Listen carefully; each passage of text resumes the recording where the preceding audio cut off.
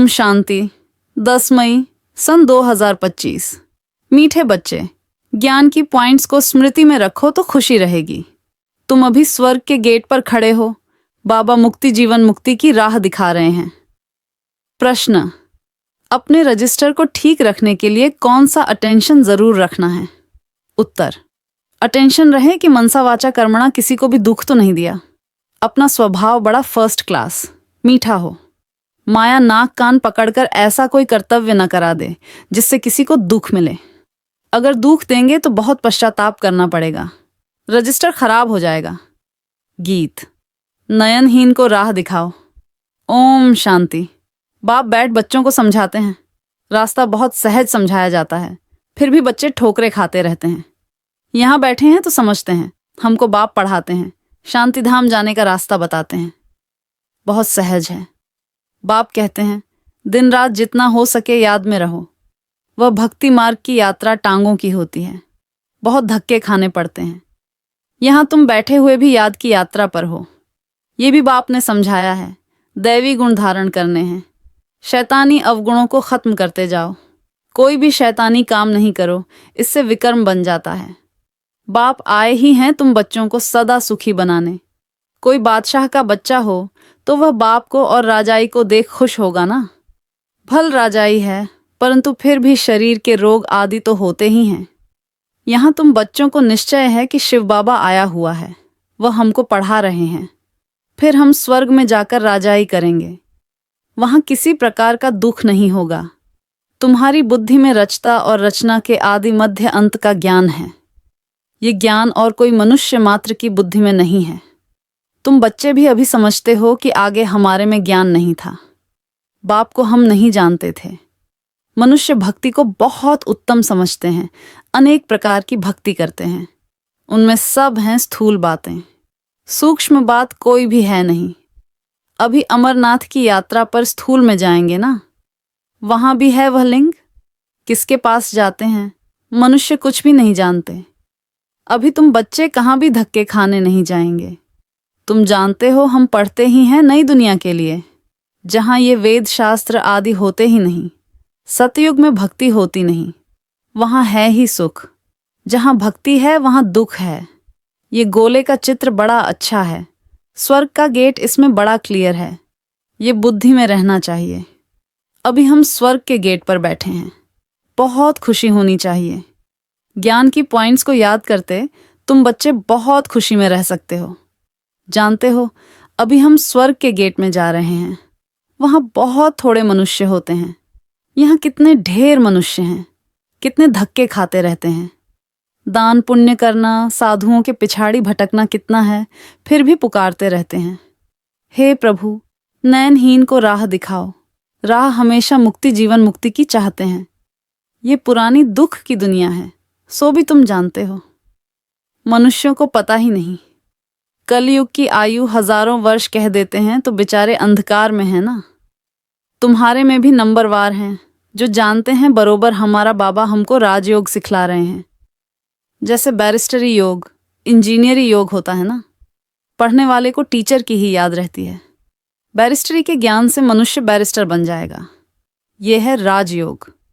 हमारी बुद्धि का योग है परम पिता परमात्मा के साथ। इसमें तो खुशी का एकदम पारा चढ़ जाना चाहिए। बहुत मीठा बनना है। स्वभाव बड़ा फर्स्ट क्लास होना चाहिए। कोई को भी दुख न मिले। चाहते भी हैं किसको दुख न देवें, परंतु फिर भी माया नाक कान से पकड़ भूल करा देती है। फिर अंदर पछताते हैं, हमने नाहिक उनको दुख दिया, परंतु रजिस्टर में तो खराबी आ गई ना। ऐसी कोशिश करनी चाहिए किसको भी मनसा वाचा कर्मणा दुख न देवें। बाप आते ही हैं हमको ऐसा देवता बनाने। ये कभी किसको दुख देते हैं क्या? लौकिक टीचर पढ़ाते हैं, दुख तो नहीं देते हैं ना। हाँ, बच्चे नहीं पढ़ते हैं तो कोई सजा आदि देते हैं। आजकल मारने का भी कायदा निकाल दिया है। तुम रूहानी टीचर हो, तुम्हारा काम है पढ़ाना और साथ साथ मैनर्स सिखलाना। फिर पढ़ेंगे लिखेंगे तो ऊंच पद पाएंगे, नहीं पढ़ेंगे तो फेल खुद होंगे। ये बाप भी रोज आकर पढ़ाते हैं, मैनर्स सिखलाते हैं। सिखलाने के लिए प्रदर्शनी आदि का प्रबंध रचते हैं। सब प्रदर्शनी और प्रोजेक्टर मांगते हैं। प्रोजेक्टर्स भी हजारों लेंगे। हर एक बात बाप बहुत ही सहज कर बतलाते हैं।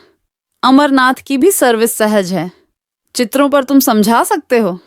ज्ञान और भक्ति क्या है? ज्ञान इस तरफ, भक्ति उस तरफ। उनसे स्वर्ग, उनसे नर्क, बिल्कुल क्लियर है। तुम बच्चे अभी जो पढ़ते हो ये बहुत सहज है। अच्छा पढ़ा भी लेते हो, परंतु याद की यात्रा कहाँ? यह है सारी बुद्धि की बात। हमको बाप को याद करना है, इसमें ही माया फटकाती है, एकदम योग तोड़ देती है। बाप कहते हैं तुम सब योग में बहुत कमजोर हो। अच्छे अच्छे महारथी भी बहुत कमजोर हैं। समझते हैं इनमें यह ज्ञान बड़ा अच्छा है, इसलिए महारथी हैं। बाबा कहते हैं घोड़े सवार प्यादे हैं, महारथी व जो याद में रहते हैं। उठते बैठते याद में रहें तो विकर्म विनाश होंगे, पावन होंगे। नहीं तो सजा भी खानी पड़ेगी और पद भी भ्रष्ट हो जाएगा। इसलिए अपना चार्ट रखो तो तुमको मालूम पड़ेगा। बाबा खुद बतलाते हैं, मैं भी पुरुषार्थ करता हूँ। घड़ी घड़ी बुद्धि और तरफ चली जाती है। बाबा के ऊपर तो बहुत फिक्रात रहती है ना। तुम तीखे जा सकते हो, फिर साथ में अपनी चलन भी सुधारनी है। पवित्र बनकर और फिर विकार में गिरा तो की कमाई छठ हो जाएगी। कोई पर क्रोध किया, लून पानी हुआ तो गोया असुर बन जाते हैं। अनेक प्रकार की माया आती है, संपूर्ण तो कोई बना नहीं है। बाबा पुरुषार्थ कराते रहते हैं। कुमारियों के लिए तो बहुत सहज है। इसमें अपनी मजबूती चाहिए, अंदर की सच्चाई चाहिए। अगर अंदर कोई के साथ दिल लगी हुई होगी तो फिर चल ना सकें। कुमारियों, माताओं को तो भारत को स्वर्ग बनाने की सर्विस में लग जाना चाहिए। इसमें है मेहनत। मेहनत बिगर कुछ भी मिलता नहीं। तुमको 21 जन्म के लिए राजाएं मिलती है तो कितनी मेहनत करनी चाहिए। वो पढ़ाई भी बाबा इसलिए पढ़ने देते हैं, कहते हैं जब तक इसमें पक्के हो जाएं। ऐसा ना हो फिर दोनों जहान से चला जाए। कोई के नाम रूप में लटक मरते तो खत्म हो जाते हैं। तकदीरवान बच्चे ही शरीर का भान भूल अपने को अशरीरी समझ बाप को याद करने का पुरुषार्थ कर सकते हैं। बाप रोज रोज समझाते हैं, बच्चे तुम शरीर का भान छोड़ दो। हम अशरीरी आत्मा अब घर जाते हैं। ये शरीर यहाँ छोड़ देना है। वो तब छोड़ेंगे जब निरंतर बाप की याद में रह कर्मातीत हो जाए। इसमें बुद्धि की बात है, परंतु किसकी तकदीर में नहीं है तो तदबीर क्या करें। बुद्धि में ये रहना चाहिए कि हम अशरीरी आए थे, फिर सुख के कर्म संबंध में बंधे, फिर रावण राज्य में विकारी बंधन में फंसे। अब फिर बाप कहते हैं अशरीरी होकर जाना है। अपने को आत्मा समझ मुझे याद करो। आत्मा ही पतित बनी है। आत्मा कहती है हे पतित पावन आओ। अभी तुमको पतित से पावन होने की युक्ति भी बतलाते रहते हैं। आत्मा है ही अविनाशी। तुम आत्मा यहाँ शरीर में आई हो पाठ बजाने। ये भी अब बाप ने समझाया है। जिनको कल्प पहले समझाया है वही आते रहेंगे। अब बाप कहते हैं कलयुगी संबंध भूल जाओ, अब तो वापस जाना है। ये दुनिया ही खत्म होनी है। इनमें कोई सार नहीं है, तब तो धक्के खाते रहते हैं। भक्ति करते हैं भगवान से मिलने। समझते हैं भक्ति बड़ी अच्छी है। बहुत भक्ति करेंगे तो भगवान मिलेगा और सदगति में ले जाएंगे। अभी तुम्हारी भक्ति पूरी होती है। तुम्हारे मुख से हे राम, हे भगवान, ये भक्ति के अक्षर भी न निकलें।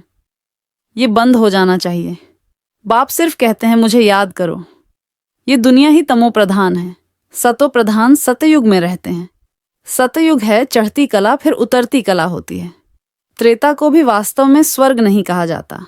स्वर्ग सिर्फ सतयुग को ही कहा जाता है। तुम बच्चों की बुद्धि में आदि मध्य अंत का ज्ञान है। आदि अर्थात शुरू, मध्य, हाँ फिर अंत। मध्य में रावण राज्य शुरू होता है। बाप भारत में ही आते हैं। भारत ही पतित और पावन बनता है। 84 जन्म भी भारतवासी लेते हैं। बाकी तो नंबरवार धर्म वाले आते हैं। झाड़ वृद्धि को पाता है, फिर उस समय ही आएंगे। यह बातें और किसकी बुद्धि में नहीं होगी। तुम्हारे में भी सब धारण नहीं कर सकते हैं। ये 84 का चक्र बुद्धि में रहे तो भी खुशी में रहें। अब बाबा आया हुआ है हमको ले जाने के लिए। सच्चा सच्चा माशूक आया हुआ है, जिसको हम भक्ति मार्ग में बहुत याद करते थे। वह आए हैं हम आत्माओं को वापस ले जाने।